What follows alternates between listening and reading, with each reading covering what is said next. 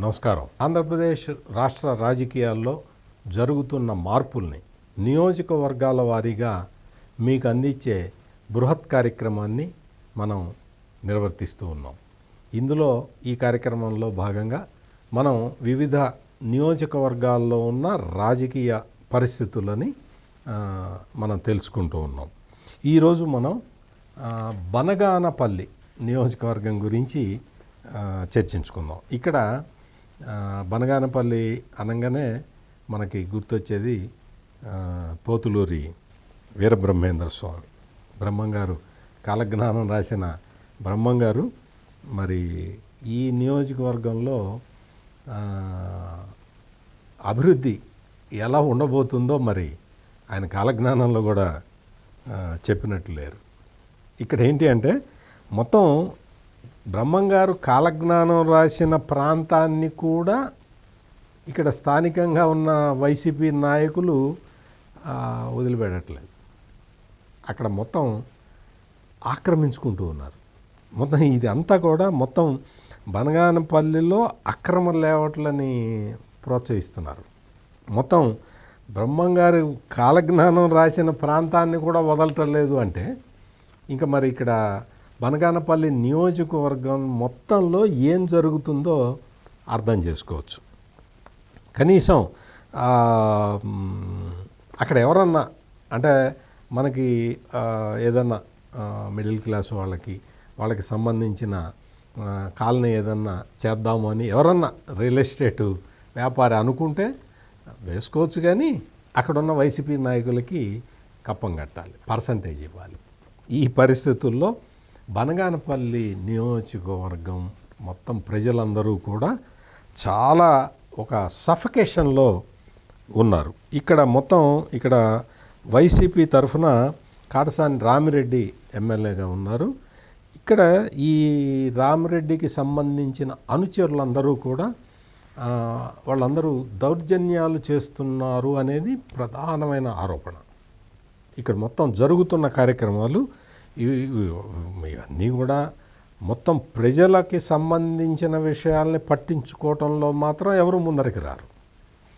ప్రజల్ని ఆదుకుందాం, ప్రజల్ని వాళ్ళకి ఏదైనా సమస్యలు ఏమైనా ఉంటే దూరం చేద్దాం, రైతుల్ని వాళ్ళని ఆదుకొని వాళ్ళకి సంబంధించిన డెవలప్మెంటల్ యాక్టివిటీస్ ఏమన్నా చేద్దాము అని మాత్రం వైసీపీ నాయకులు అనుకోవట్లేదు. కానీ ఇక్కడ ప్రజలకి ఎటువంటి సౌకర్యం కల్పిస్తే వాళ్ళు ఎంత హాయిగా ఉంటారు అనే విషయాల్ని ఆలోచించటం లేదు. కానీ ఎంతసేపటికి ఈ ఆక్రమణలు, లేకపోతే మట్టి స్మగ్లింగ్, ఎర్రమట్టి ఇచ్చేసుకోవటం, ఇసుక, ఈ అక్రమ మద్యం, ఇటువంటి వ్యాపారాల్లో మాత్రం చాలా అసలు తల మునకలైపోయి ఉన్నారు. ఈ పరిస్థితి మొత్తం బనగానపల్లి నియోజకవర్గం మొత్తం కనపడుతుంది. ఇక్కడ మైనింగ్ ఎక్కువగా ఉంటుంది కాబట్టి అక్కడ వాళ్ళ ఆ ఫ్యాక్టరీ యజమానులు కూడా ఈ వైసీపీ నాయకులకి ముడుపులు ఇవ్వలేక చాలా ఇబ్బందులు పడుతూ ఉన్నారు. ప్రభుత్వం తరఫు నుంచేమో రాయల్టీ పెంచుతూ ఉన్నారు. ఇక్కడ వీళ్ళకి మాత్రం స్థానికంగా ఉన్న నాయకులకి మాత్రం వాళ్ళు నెలమామూళ్ళు ఇచ్చుకోవాల్సిన పరిస్థితి కనపడుతుంది. మొత్తం మైనింగ్ ఈ ఫ్యాక్టరీ యజమానులందరికీ కూడా ఇక్కడ కరెంటు సమస్య చాలా తీవ్రంగా ఉంది. వాళ్ళకి కరెంటు ఛార్జీలు పెంచటం, వీటన్నిటి వల్ల వాళ్ళు అదనపు భారాన్ని మోస్తూ ఉన్నారు. మొత్తం అంటే కరెంటు ఛార్జీలు అంటే ఏదో ఒక విధంగా కట్టుకోవచ్చు, కానీ వైసీపీ నాయకులు వచ్చి డిమాండ్ చేస్తూ ఉంటే వాళ్ళకి నెల నెల డబ్బులు ఇవ్వటం అనేది వీళ్ళకి అదనపు భారంగా ఉంది. ఈ విధమైన పరిస్థితులు ఇక్కడ ఉంటే బనగానపల్లిలో మొత్తం ఈ ట్రాఫిక్ సమస్య కూడా చాలా ఎక్కువగా ఉంది. ఇంకా రైతుల విషయానికి వస్తే గాలేరు నగరి ప్రాజెక్టులో భాగంగా అవుకు ట్విన్ టెర్మినల్ నిర్మాణం ఇంకా పూర్తి కాలేదు. మొత్తం ఈ బ్యాలెన్స్ పనులు మొత్తం ఈ 5 సంవత్సరాల్లో ఎక్కడ మొదలుపెట్టి చేద్దామన్న ఆతృత ఎక్కడ కనపట్టలేదు. మొత్తం ఈ కొచ్చెరు ఎత్తిపోతల పథకం పూర్తి కాకపోవడంతో రైతులు ఇబ్బంది పడుతున్నారు.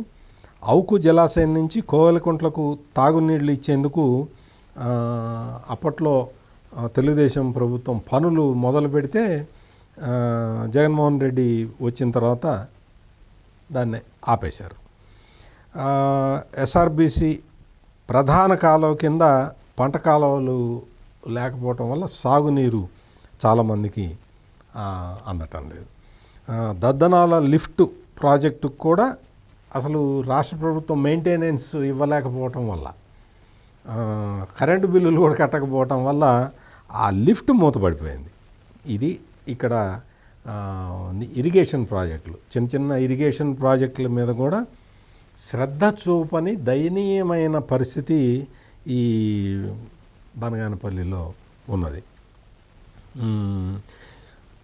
కుందు నది మీద 2 చోట్ల అంటే జోల దొసిరి, రాజోలు ఈ 2 చోట్ల కూడా బ్యాలెన్సింగ్ రిజర్వాయర్లు కట్టాల్సి ఉంది. అయితే ఈ బ్యాలెన్సింగ్ రిజర్వాయర్లకి సంబంధించి రైతుల నుంచి సేకరించిన భూములకి వాటికి కూడా పరిహారం ఇవ్వట్లేదు. అంటే రైతులు ఎటు నుంచి ఎటు చూసినా కానీ ఇబ్బందుల్లోనే కనపడుతున్నారు. ఈ ప్రాంతం మొత్తం అంతా కూడా, రైతాంగం మొత్తం కూడా అంత సమస్యల వలయంలోనే చిక్కుకొని ఉన్నారు. వీళ్ళందరూ ఎవరిని అడగాలి, ఏం చేయాలి అనే ఒక సంశయంలో కొట్టుమిట్టాడుతున్నారు. ఇక్కడ మొత్తం అంటే వైసీపీ నాయకులు వాళ్ళందరూ కూడా వాళ్ళు తీవ్రంగా మిగిలిన కార్యక్రమాల్లో అసలు తీవ్రమైన కృషి చేస్తూ ఉంటారు. అంటే ఏదైనా అక్రమాలు, దౌర్జన్యాలు ఇవన్నీ చేయటానికి, కానీ ప్రజలకి సంబంధించిన పనులు మాత్రం టేకప్ చేయట్లేదు. మొత్తం రాష్ట్ర వ్యాప్తంగా మనం చూస్తే జగన్మోహన్ రెడ్డి ప్రభుత్వం మీద వ్యతిరేకత స్పష్టంగా కనపడుతున్నది. ప్రభుత్వ వ్యతిరేకత, యాంటీ ఇన్కంబెన్సీ ఫ్యాక్టర్ అంటారు. ఆ యాంటీ ఇన్కంబెన్సీ ఫ్యాక్టరు బనగానపల్లి నియోజకవర్గంలో కూడా ఎక్కువగానే ఉంది. అయితే ఇక్కడ ప్రజలు ఏంటి అంటే ఈ మొత్తం అక్కడున్న వైసీపీ నాయకులు వాళ్ళు చేసే ఒత్తిడి వల్ల, వాళ్ళు మొత్తం కంట్రోల్ చేయటం వల్ల, అంటే ఒక్కొక్క గ్రామాన్ని కూడా వాళ్ళ కబంధ హస్తాల్లోకి తీసుకొని వాళ్ళే కంట్రోల్ చేస్తూ ఉండటం వల్ల ఇక్కడ ప్రజలు స్వేచ్ఛగా తమ భావాల్ని కూడా వ్యక్తీకరించలేకపోతున్నారు. తెలుగుదేశం పార్టీ నుంచి బీసీ జనార్దన్ రెడ్డి ఆయన ఇప్పుడు ఇన్ఛార్జిగా ఉన్నారు. ఆయన ఈ బనగానపల్లి నియోజకవర్గంలో సాధ్యమైనంత వరకు తిరుగుతూ ఉన్నారు. తిరిగి ప్రజల్ని గ్యాదర్ చేసే పనిలో ఉన్నారు. ఇక్కడ మాత్రం ఈ సమస్యల వలయంలో చిక్కుకుపోయి ఉన్న ప్రజలు ఎన్నికల సమయానికి స్వేచ్ఛగా ఆలోచిస్తారా, స్వేచ్ఛగా ఆలోచించినా కానీ వాళ్ళు స్వేచ్ఛగా ఓటు వేయగలుగుతారా అనేది ఇక్కడ ప్రధానమైన సమస్య. దాని మీద ఆధారపడే ఇక్కడ ఎవరికైనా విజయ అవకాశాలు ఉంటాయి. మొత్తం రాష్ట్రంలో చాలా చోట్ల, ముఖ్యంగా రాయలసీమ ప్రాంతంలో ఈ ముఠాలు ఇవన్నీ కూడా విచ్చలవిడిగా స్వైర విహారం చేస్తుండటం అనేది గత 5 సంవత్సరాలుగా మనం చూస్తున్నాం. అందుకనే అక్కడ ప్రజాభిప్రాయాన్ని సేకరించాలన్న ప్రయత్నాలు కూడా కరెక్ట్గా రిఫ్లెక్ట్ కావట్లేదు. అయితే ఎన్నికలు వచ్చే సమయానికి మొత్తం పరిస్థితి అంతా మారుతుంది అనేది మాత్రం మనం ఆశాజీవులం కదా, ఆశాభావం వ్యక్తం చేయొచ్చు.